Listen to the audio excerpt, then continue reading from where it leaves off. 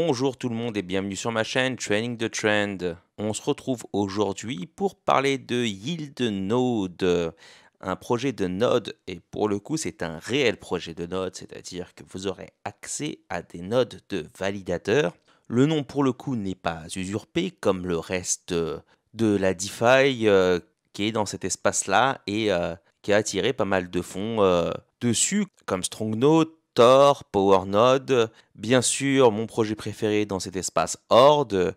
Ça fait déjà un grand nombre de ces projets-là qui sont présentés sur ma chaîne, avec notamment un fichier Excel pour les calculs. Le projet sur lequel je suis entré, c'est Horde pour le moment. Et là, j'ai trouvé un autre projet de node, de réel node, qui m'a l'air vraiment intéressant. Ça fait quelques semaines que je le suis déjà et j'ai fait des recherches dessus. Voici donc mes conclusions dessus. Alors, avec les fonds que vous allez déposer dedans, ils vont servir à acheter des nœuds de validateurs, ces nœuds qui sont essentiels pour faire fonctionner les blockchains en proof of stake. C'est ces nœuds-là qui vont valider les transactions et permettre à la blockchain de fonctionner. Au moment où je vous parle, selon ce qui est écrit sur le site en tout cas, ils ont sous gestion entre 2000 et 4000 nodes de validateurs qu'ils appellent masternodes. Et c'est simplement du super staking entre guillemets. C'est le staking que vous faites déjà, par exemple, avec n'importe quelle crypto proof of stake que vous avez, par exemple Phantom, Harmony One, etc. Et là, ça le fait simplement au niveau au-dessus, c'est-à-dire vous êtes le validateur du nœud, en tout cas une partie. Le son, au mois de mars, vous voyez que ces revenus ont été générés au mois de mars. Vous voyez que les revenus qui ont été générés s'élevaient à 7,4% au niveau du yield. Il y avait 19 projets concernés au niveau des masternodes. Sur les 30 derniers mois, oui, vous avez bien lu, c'est un projet qui est en place depuis, je crois, octobre 2019. On va aller voir ça tout à l'heure pour confirmer le mois. L'année, je suis certain. Pour le reste, on va voir ça un peu plus tard. On est à 10% de moyenne. Et là, il vous donne les nombres annualisés, mais peu importe. Vous pouvez donc payer par ces différents moyens pour mettre vos fonds dans YieldNode. Pour l'instant, ça n'est pas le sujet. On va voir ça juste après. Donc ça, c'est les PY annualisés. Et surtout, c'est ça qui est plus intéressant depuis, vous voyez là, septembre 2019 même. On a un mois d'août 2019 où il y avait eu un taux de rendement de 11,8, 10,3 et on va s'intéresser au mois creux par exemple à celui-ci qui est mars 2020 où il n'y a eu que 5,2%. Alors ça remonte un petit peu à loin et je n'étais même pas dans la crypto moi-même à ce moment-là. Par contre, un mois dont je pense la majorité d'entre vous se souviennent, c'est le mois de mai 2021, le fameux crash de l'été du printemps de 2021 qui a précipité les prix de 60 000 $ à 30 000 $ environ. Et ce mois-ci, il y a eu comme un yield de 7,9%, donc somme toute pas mal. Les conditions pour entrer, c'est 500 € et c'est en euros. Oui, c'est une structure européenne. Donc, on va conserver notre monnaie. On n'a pas besoin d'utiliser les dollars pour le coup. Équivalent 500 € pour entrer minimum et le maximum, c'est 250 000 $.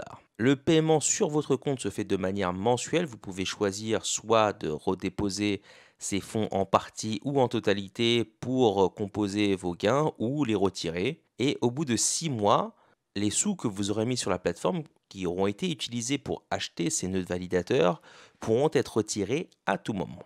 Les dépôts se font en euros, US dollars, Bitcoin, mais aussi en stablecoin. On va voir ça après. L'autre partie intéressante, YieldNode s'engage à fournir des résultats entre 5 et 15% par mois. Si pendant 3 mois consécutifs, les 5% ne sont pas atteints, vos sous ainsi que les profits qui auront été réalisés via le staking des masternodes vous seront retournés entièrement.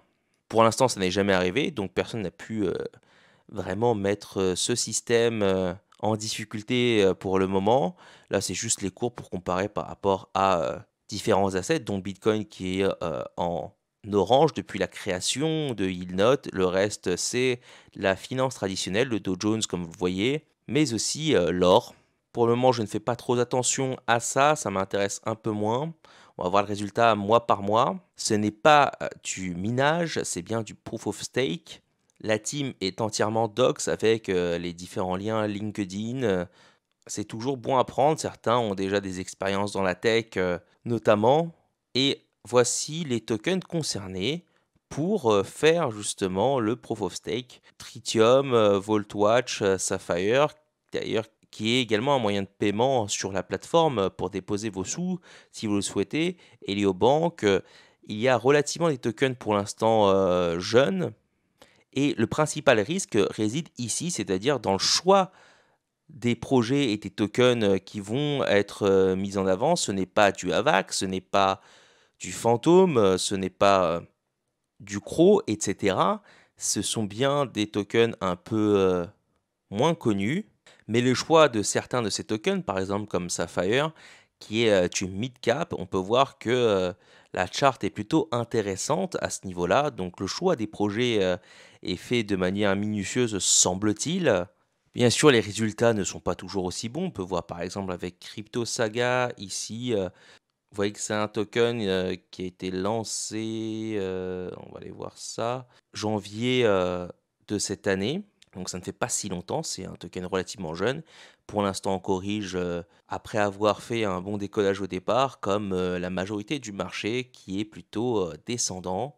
Autrement, vous avez d'autres projets comme par exemple One World qui est relativement stable depuis son lancement, à savoir qui est depuis mars. Vraiment le gros pour l'instant de Yieldnot, c'est Sapphire qui continue de monter alors que le marché n'a fait que baisser. Alors le risque n'est pas juste dans le cours de ces tokens, mais aussi dans le volume qu'ils vont pouvoir imprimer au marché. S'il y a du volume, ces nodes de validateurs vont fonctionner à plein régime, ce qui fait que les récompenses vont tomber de manière plus conséquente. Le principal risque se trouve là si ces différents tokens venaient à disparaître et à cesser d'exister. Bon, pour le moment, ils sont impliqués dans 19 projets, certes relativement jeunes pour la plupart, sauf Sapphire ici, qui est un peu plus vieux et qui, pour l'instant, est plutôt porteur.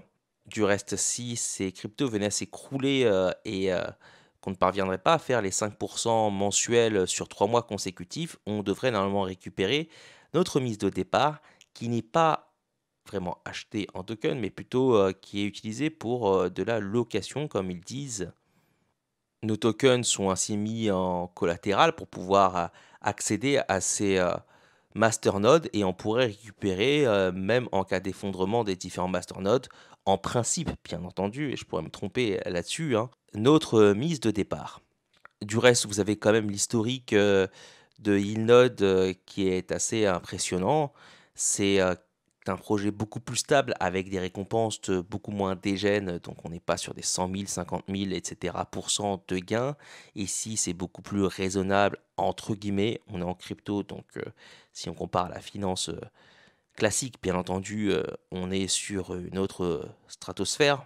Mais en crypto, on est sur quelque chose de plutôt raisonnable entre guillemets, alors qui va déjà chercher du risque bien plus notamment que simplement staker par exemple sur Avax en Proof of Stake ou sur Phantom et qui rapporterait 10% par an environ. Là on est sur des intérêts composés de 213% sur les 30 derniers mois en moyenne et sur les derniers mois où on a eu quand même une baisse du marché continue, on est sur environ 7%, 7 à 8% de gains seulement entre guillemets. Alors je vous ai calculé ça rapidement sur une base de 7% de rendement par mois et on obtiendrait environ 2 fois sa mise de départ et on ferait du x2 sur un an et x4,7 sur 2 ans. Donc vous voyez que c'est quand même quelque chose qui est beaucoup plus raisonnable et mesuré que les autres projets à des gènes que j'ai déjà pu présenter sur ma chaîne avec bien plus de risques. Après, bien sûr, en fonction des paris que la team a fait sur les différents tokens, si ceux-ci s'apprécient de manière importante, le retour sera d'autant plus fort également. On le voit notamment sur la courbe tout à l'heure, dont je vous ai dit que c'était pas important tout à l'heure, mais là j'y reviens. Donc depuis le départ de Yieldnode, si on avait mis 500 dollars sur ces différents assets-là, dont le Bitcoin qui est en orange, vous voyez qu'on aurait décollé assez haut. Le Bitcoin, à un moment donné, aurait fait une performance égale.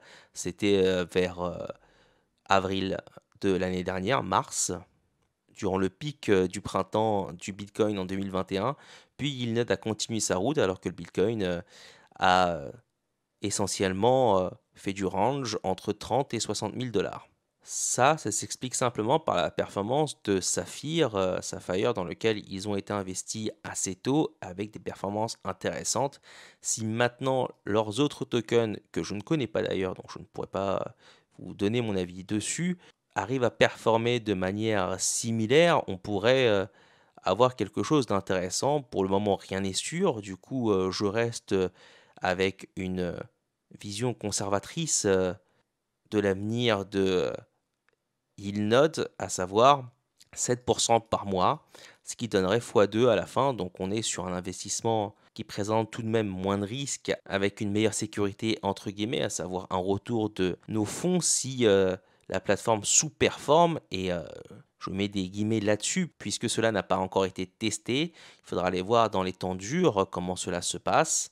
Du reste, si vous voulez vous inscrire sur cette plateforme, il faudra faire sign up ici. Et je l'ai fait moi donc il y a quelques heures seulement, après m'être décidé suite à 2 semaines de réflexion environ. Donc n'y allez pas non plus comme ça. Vous voyez que même pour moi, ça m'a pris quand même un petit peu de temps pour le faire. Il me restait des bitcoins de mes trades de l'année dernière.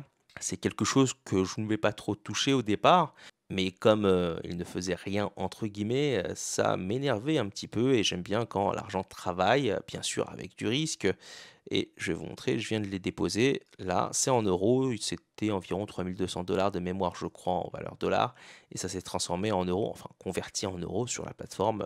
Vous pouvez bien sûr déposer directement des euros, du Bitcoin ou des USDT sur le réseau Tron, qui est le réseau qui utilise le moins de frais pour ce réseau-là. Pour l'instant, vous voyez que mon statut est en pending. Il faut à peu près une semaine, 10 jours avant que mes fonds soient alloués à un masternode. Donc, pour l'instant, il ne va rien se passer comme ils viennent d'arriver. Lorsqu'il y aura des récompenses, je pourrais soit automatiser pour que ceci soit distribué au pourcentage que je veux, en partie profit et en partie intérêts composés qui sont remis dans un masternode, ou je pourrais le faire manuellement ici, c'est-à-dire là j'aurais une partie que je pourrais retirer, je pourrais soit la remettre à l'intérieur ici, ou soit venir retirer cette somme-là sur le portefeuille de mon choix.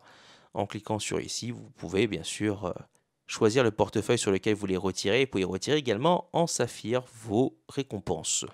Et pour pouvoir recevoir ces sous à la fin du mois, il faudra faire la demande de retrait avant le 15 mai de chaque mois. Autrement, ça sera une demande qui sera reportée pour le mois suivant. Pour retirer ces deniers ensuite, il faudra être KYC, ce que j'ai fait déjà. Et pour le moment, vous voyez que c'est en cours de vérification. D'ailleurs, je vais confirmer mon mail. Voilà, l'email est vérifié. Pour l'instant, elles sont en train de voir mes documents que j'ai soumis, à savoir à mes papiers. Et cela prend entre 1 et 3 jours selon ce que me dit la plateforme. Des audits ont été réalisés également. Vous pouvez voir ça en détail si vous le souhaitez. Je n'ai pas vu de vulnérabilité, en tout cas sévère dessus, aucune du moins. Et c'est très détaillé de la manière dont c'est fait. Vous avez même le docs des différentes personnes qui ont vu le contrat. C'est quand même atypique et beaucoup plus poussé en termes de conclusion. Donc vous pouvez aller voir ça si vous le souhaitez. Autrement, il y a également un lien d'affiliation, ça donne 5% au parrain. Alors je vous le mets, mais ne vous sentez absolument pas dans l'obligation de l'utiliser. Utilisez-le si vous le souhaitez. Je sais que c'est quelque chose que la plateforme ne pousse pas énormément, donc je ne vais pas le faire non plus. Je vous en parle juste là rapidement. Du reste, je reviendrai vers vous à la fin du mois lorsque ces fonds auront été mis dans un masternode et qu'ils auront commencé à travailler. Alors bien entendu, le premier mois, qui est le mois de mai pour moi, je ne vais pas avoir un retour plein du mois puisque mon masternode ne va fonctionner que la moitié du temps ou les 2 tiers du temps puisque les 10 premiers jours environ du mois de mai, je ne serai pas dans un node. Vous pouvez également, si vous voulez, utiliser d'autres moyens de paiement. Je vois qu'il y a le virement bancaire et certainement la carte bancaire avec également. Il y a Google Pay, Apple Pay aussi. Personnellement, j'ai déposé des bitcoins que j'avais, à savoir ce nombre-là. Et pourquoi maintenant? Simplement aussi parce que le marché corrige. Il pourrait bien sûr corriger davantage, mais disons que ça me permet d'avoir plus de chances statistiques, entre guillemets, de profiter éventuellement d'un rebond des différents tokens qui sont concernés par les masternodes de YieldNode. Après, de manière technique, sachez qu'il y a quand même de grandes inquiétudes qui pèsent sur le Bitcoin. Cela dit, l'environnement général est plutôt bearish, c'est-à-dire que tout le monde voit un Bitcoin descendre. Du coup, ça me fait penser que peut-être ça ne serait pas le cas. Cela dit, cette vidéo n'est pas une analyse technique sur le Bitcoin. Je pourrais en faire une cette semaine si vraiment il y a de la demande. Autrement maintenant, vous en savez autant que moi sur ce projet-là. Je vous laisse avec cette vidéo de présentation. J'espère que cela vous aura plu. Ce sera désormais un nouvel épisode récurrent qui interviendra au moins une fois par mois sur ma chaîne. Si vous avez apprécié ce travail, merci de liker ma vidéo et de vous abonner à ma chaîne. Sur ce, je vous souhaite à tous une très bonne journée.